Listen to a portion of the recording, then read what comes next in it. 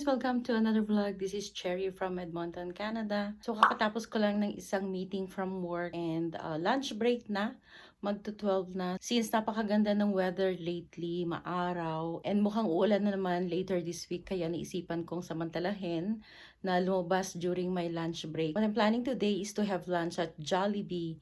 Yeah, I have never made any video about eating at Jollibee yet. So, bali one bus ride lang sa akin ang papuntang Jollibee. Kasi ang Jollibee dito sa West Edmonton nasa bandang likod ba? Or gilid lang ng West Edmonton Mall. Malapit lang siya sa bus transit center. And sakto, yung dalaga ko naman papasok na sa school. Meron siyang duty ngayon. So, ang duty niya is 2 to 10 p.m. So, sakto magla-lunch yan sa mall. So, ang gagawin ko, ililibre ko na lang siya sa Jollibee. Tapos, magti-take out na din daw siya ng pang-merienda niya. Although, may prepare akong pang-dinner niya, no, baon niya kagabi.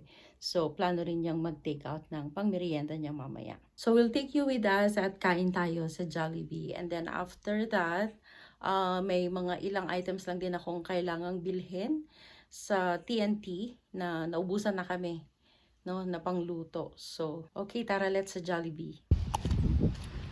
Ang bilis ng anak ko maglakad na habang ko siya. Gutom na din kami. So, bali one bus ride lang naman ako 2M. Kaya pag maganda yung panahon na ganito, pwede akong mag-lunch sa WEM or kahit sa mga ibang restaurants somewhere sa mga marketplace dito sa amin. Yeah, I do this from time to time kasi to break the monotony of working from home. Tsaka charge to exercise na rin kesa nakaupo lang ako sa bahay maghapon. Excited ka? Last day mo na suwa, no? Sa duty mo? Wow. I'm going with Dad to pick you up tonight. Okay. Okay. Tagal naman ng bus natin. Is it still on time? Yeah, it's only 12. I mean, Kala ko yeah, 55. it's only 12. Ano ang oras ba dating ng bus? Everyone. Good.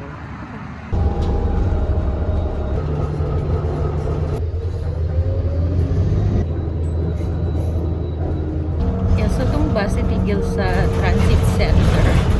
Tapos yung Jollibee, nandun na lang din. Walking distance na lang from there.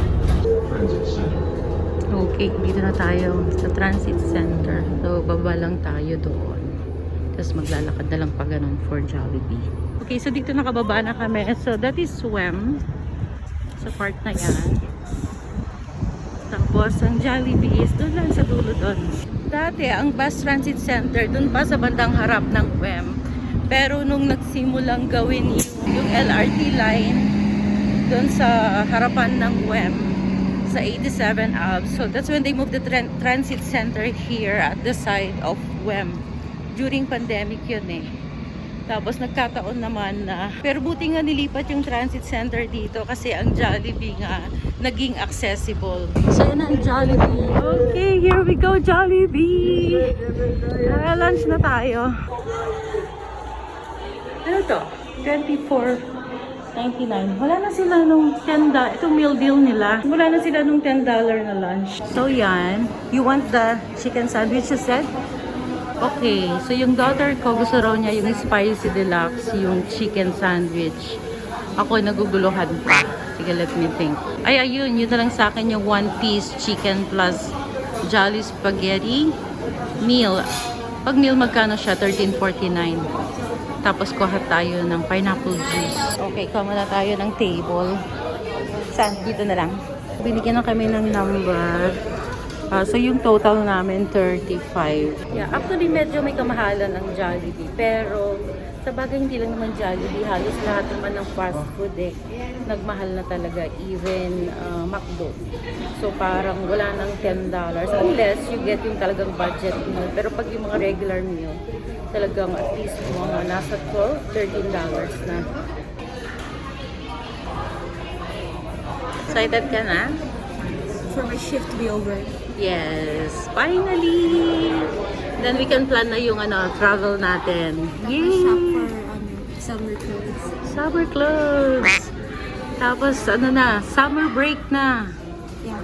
Tapos plan out na natin yung ating travel. Yes. I still need to buy the tickets to the concert. Ay, yung concert mo pa. O, ikaw, bala ka na dyan sa concert mo. Be happy. Feeling ko yun na sa atin. Yeah, there you go. Yay, ito na yung food namin. Yan o, dumating na. Pineapple juice, syempre. Hindi pwedeng hindi pineapple juice. Oh, laki nung ano, darling, oh. Laki nung chicken sandwich mo. And then, my peach mango pie. Favorite ko na rin yung buko. Kaya lang wala na, no? Parang limited time lang yan. Okay, this is your fries, right? That's yours. Peach mango pie. And this is my chicken. Ano itong sa akin to? Gravy, no? Kasi may chicken ako. Okay, 1 piece chicken. Hindi ko kinuha yung spicy this time. Ay, bakit maliit? Maliit siya ngayon. And the gravy. Okay, let's eat. Kain na tayo. Gusto mo yung gravy?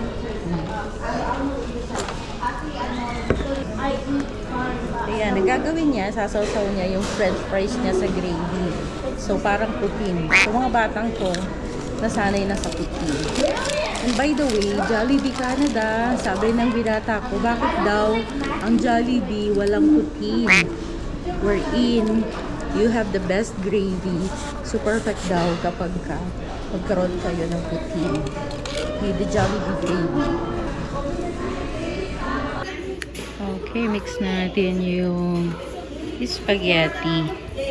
So, yun ang difference sa ano, no? Spaghetti sa Pinas. Kasi dito, they're using hotdog, ganyan, no? Wala yung ham na, yung para sa Pinas ham na manipis, na squarish yung, ano, yung cut.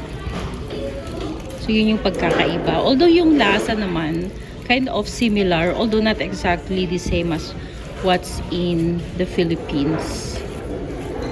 Pero yung chicken ng halos, I think pareho lang. Parehong-pareho. That's what I think.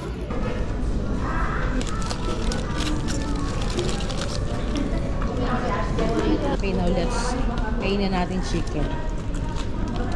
Kamain ko na to.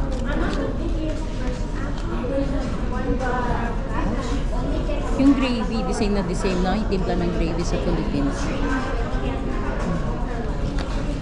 Sarap.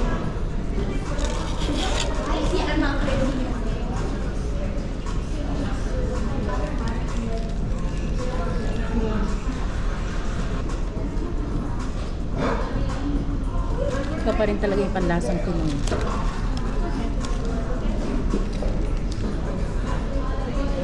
You still have time, no? You think you make it? I can take the next one. Okay. Tama nga si Ethan. Dapat merong poutine dito sa Jollibee. No? In fairness, yung spaghetti nila parang madami. No? You wanna taste the spaghetti? Kamaya daw, mag-take out siya ng spaghetti at saka peach mango pie na pangbaon niya sa duty niya. How's the chicken? It's not spicy. Not spicy? There's jalapeno, but it's not spicy. Buti na lang talaga, no? Nag-open na ang Jollibee dito sa Canada. So, dati naantay-antay namin. Pandemic nun eh. Nung unang nag-open ang Jollibee dito sa Canada. Nauna sa South. Maalala ko, pumupunta pa kami doon. Pila pa kami doon. Haba-haba ng pila dati nung isang Jollibee pa lang yung nag-open. And then after that, nung nag-open na rin sa may bandang Kingsway. And then last na nag-open dito sa may West. Which is very convenient kasi pag namimiss mong kumain ng Jollibee, punta ka lang dito or even delivery. Sobrang napaka-convenient. Does he eat palabok sometimes? I can't remember he ate palabok. I feel like he only likes the noodle part. Pero nung bago pa ang Jollibee, itong mga anak ko, grabe. Lalo yung binata ko. But ang in-order namin yung isang bandehado ng spaghetti. Yung bilog. Tapos nag-aaway pa sila. Tutig na dalawa lang silang kumakain. Ako, ang madalas kong kinikrave dito is yung chicken. Oh, and the hamburger also. Pero din silang sa Pinas dati, ang paborito ko yung yung aloha at saka yung hotdog. Yung hotdog sandwich. Anong aloha? Yung yung merong yung sandwich na may pineapple. They Parang have it. Yeah, they have here. Kaya lang, ewan ko, hindi ko type masyado dito. Hindi the same as the one in the Philippines. I tried once. Hindi ko na-know that. Do they have spaghetti by itself? Yeah, solo spaghetti. A la carte. A la carte. Ayan o, eat your fries with the chicken and the gravy. Parang putin na. Tapos pineapple juice. Parehong-pareho lang yung pineapple juice sa Pinas tsaka dito.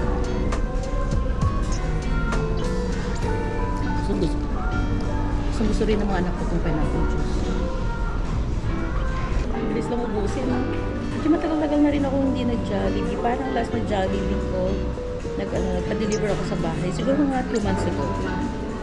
Tapos nung umuwi ako sa Pilipinas noong November, ang nakain ko lang sa Jollibee was breakfast. Tapos yun nga pa sanang longganisa, yun yung habol ko. Kaya lang, nung sa airport, naubusan ako. So parang hotdog breakfast na lang yung nakain ko. Busog na ako. I cannot eat the peach mango pie. Sa'yo na. Sige. Tapos take out ka na lang ng Jollibee. Ay, no, spaghetti. Bigat yung spaghetti, ah. In fairness, madaming spaghetti. Yun pa palang ang paborito ko dito yung burger steak with rice. Sarap. Actually, nakakatuwa din pag maraming mga puti na kumakain dito. Tapos minsan dati, napapansin ko yung halimbawa yung mga bus drivers ng ETS, yung mga kumakain dito. Kasi nandiyan lang yung transit center. Wrapped to the bones ang chicken. Busog na ako. I wanna take a bite. I wanna take a bite. Okay, bite ka. Hindi siya mapagpigil dun sa baon niya. Kakagatan na niya. Bush.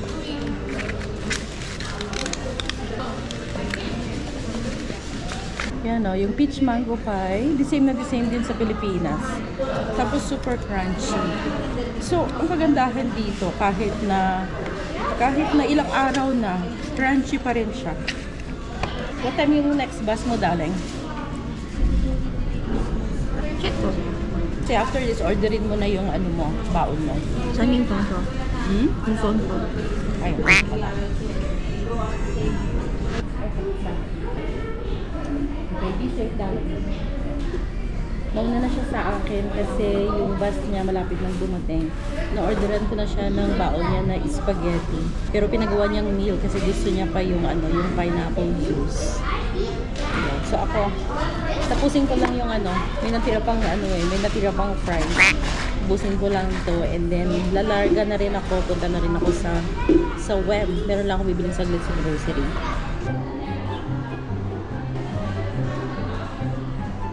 Okay, so we're out here. Tara na muna sa web. Dito lang, pagtawid lang, papasok maya sa web. Yung anak ko nakasakay na.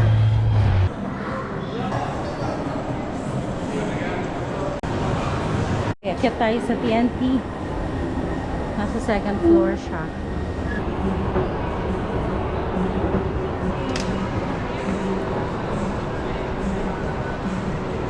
Okay, sando lang sa dulo ang TNT.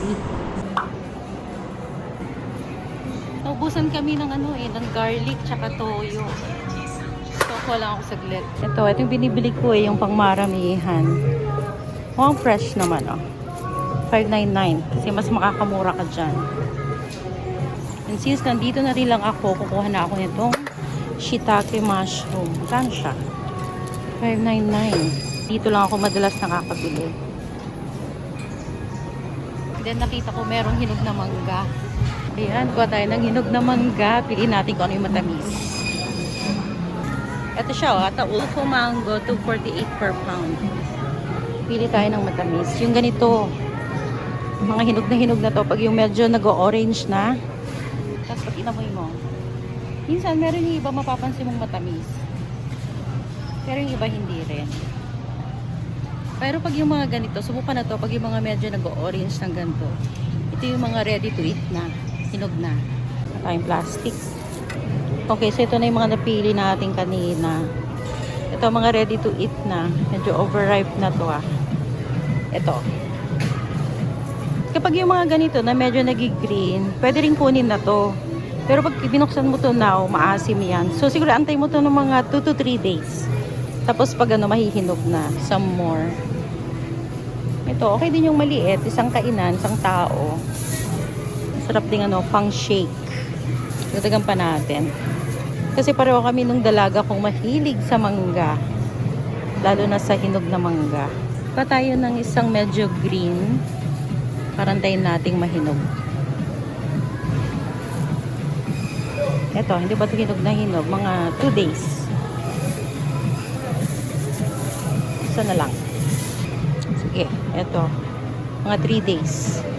Marami silang atis ngayon, no? 666. Tapos ito, parang baby sugar mangoes. Parang Buko. Ay, ang cute naman. Hindi ko pa ito na-try. Pero mahal. 8.88 per pound. Ito, meron silang yung pineapple na maliliit. Ngayon ko lang nakita to. Oh, meron silang durian. Magkano durian? Oh, 49. Oh, may guapol. Ito, isa to sa mga paborito ko. Although, not in the mood lately. Next time na yan. Kaya yata panahon ng pomelo. Yung pomelo din ang inaantay kong magkaroon dito eh. Kasi kapag panahon ng pomelo, napakamura lang ng pomelo dito. Parang minsan, $3, 2 piraso pa, ganun. Okay, now, hanap tayo ng toyo. Okay, now, ito na yung mga toyo. Ano kayang kuhanin ko? Okay, dun tayo sa kabila. Kasi wala dyan yung mga binibili kong toyo. I think it's here. Itong Yamasa soy sauce, masarap yan. May kamahalan nga lang, $12. Yung isang binibili ko pa is yung Korean na soy sauce. Parang ganito. Ito din kalaki. Pero medyo may golden yung logo. Ito mura, 7. Ito na lang muna kunin ko. There you go. Okay, so yun lang ang tinakbo ko dito. Bayad na ako. Teka, kuha na rin pala ako ng maliit na sriracha. Yan.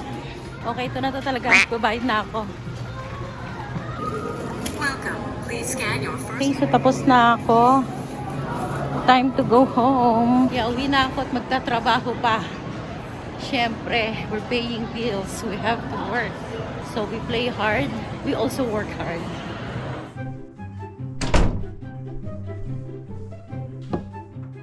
Okay, so I'm back home. Back to work na tayo. Gumawa na rin ako ng kape para makapag-focus tayong mag-work. Especially after lunch at nabusog sa Jollibee. Okay, thank you so much for watching and I'm gonna see you again in the next one. Bye!